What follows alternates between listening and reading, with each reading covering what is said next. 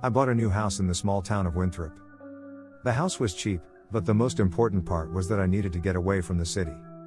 A few months ago, I had a run-in with a stalker. While I had managed to get him arrested, I couldn't shake the feeling of eyes just constantly watching me.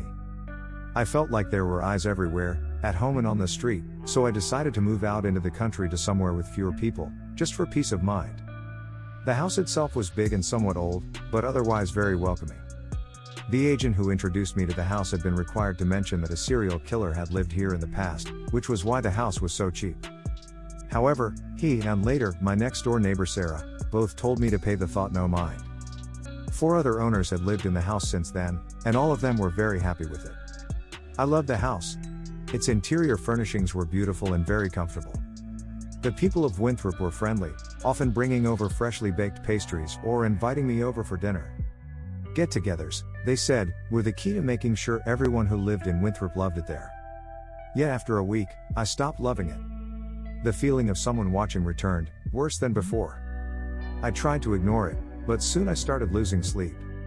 Giant bags grew under my eyes and I began yawning almost as much as I breathed. Sarah was kind enough to let me stay in her house for a few nights. It was during this time that I heard the legend of Forrest Carter, the serial killer who had lived in my house. While no one knows his exact kill count, Carter, also known as the Winthrop Peacock, was a man with an extremely severe case of narcissism. Legends say that he couldn't fall asleep if he didn't feel like he was being watched. He was finally arrested for putting up a scarecrow to watch him during the night. Only it wasn't a scarecrow. Carter had murdered a 17-year-old girl, just so her corpse could stare at him. The story gave me shivers, and after I went home, I felt like there were hundreds of pairs of eyes just watching me no matter how I turned. Today, however, was the first day that I acted out. I was cooking breakfast when I felt the eyes.